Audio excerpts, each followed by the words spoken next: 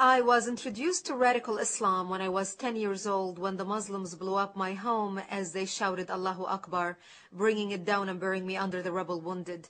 My only crime was that I was a Christian living in a Christian town. I learned at the age of 10 years old the meaning of the word infidel. I had a crash course in survival, not in Girl Scouts, but in a bomb shelter where I lived for 7 years of my life, without electricity, with no water, and very little food. To get some food, I would crawl out under the bombs and the snipers' bullets to gather grass to eat, and we would crawl to a nearby spring to get some water. At the age of 13, I dressed in my burial clothes, getting ready to go to bed at night, waiting to be slaughtered at the hands of the Muslims. And by the age of 20, I had buried most of my friends who were killed by Muslims.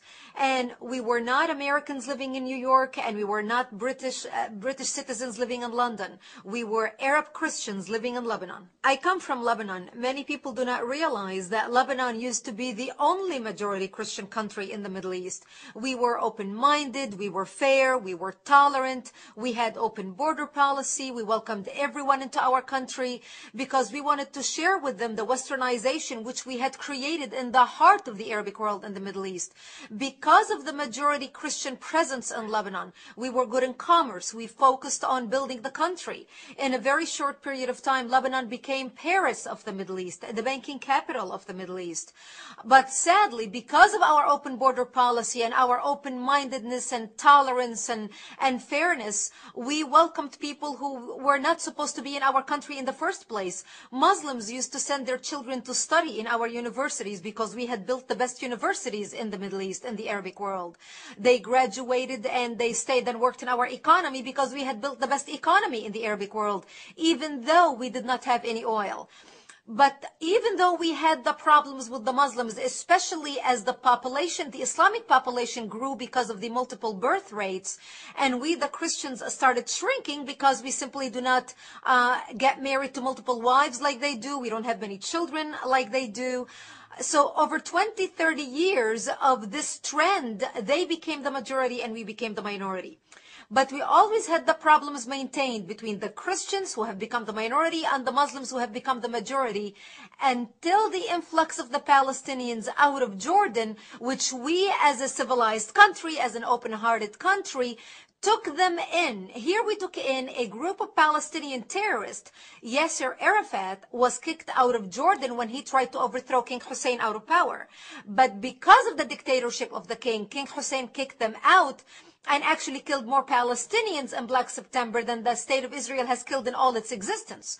We, as a majority Christian country, open-minded and fair and tolerant and multicultural, we were the only Arabic country that took a third wave of Palestinian refugees into the country. Once they came in, the majority of them were Muslims. They put their heads together with the Muslims in Lebanon and declared war on the Christians. And that's when the civil war began in 1975. I was 10 years old when the war started. Because of the presence of the Palestinians and because of the open border, a lot of Muslims poured into from Arabic countries throughout the Middle East to help the Palestinians establish a presence in Lebanon. They wanted to use our open borders, our laws, our westernization, our fair and open-mindedness against us, using our laws against us. People do not realize that Lebanon is a republic, very much like the United States of America. So our enemy was able not only to infiltrate our country, but also use our existing laws to their benefit to establish their presence and twist the laws to their side. And we had many people in the country, including many Christians, who actually marched with the Palestinians and the Islamists, asking for more Islamic representations in the government for them, thinking that they're taking on the cause of the underdog.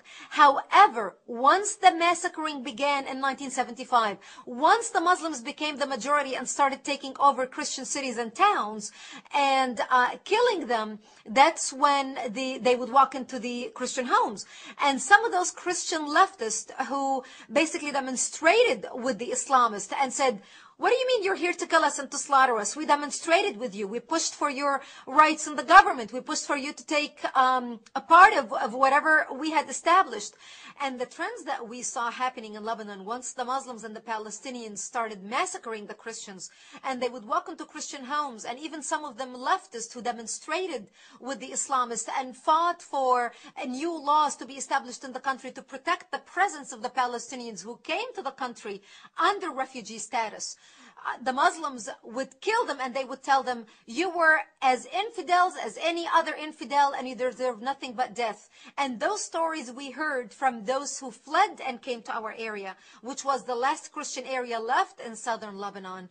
And this was the price that we paid for our open-mindedness and our tolerance of those who came into our country, who had no intention of assimilating with us, who had no intention in becoming a part of the Lebanese society and advancing with our Western advancement in the Middle East, but wanted to come, and once they became the majority, wanted to impose their backwardness, their way of life, their way of being on us, which brought our culture down.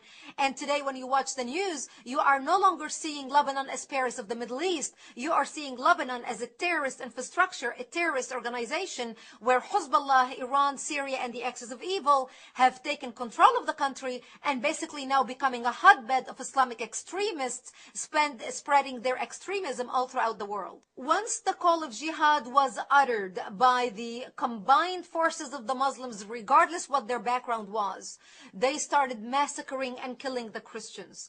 They would walk into the Christian towns. They would massacre the elderly and the children, as well as the men and women. They would walk into a bomb shelter. They would find a mother and a father hiding with the bomb shelter. They would take one leg of the baby. They would have a little baby, take one leg of the baby, tie one leg to the mother and another leg to the father, and then pull the parents apart, splitting the child in half.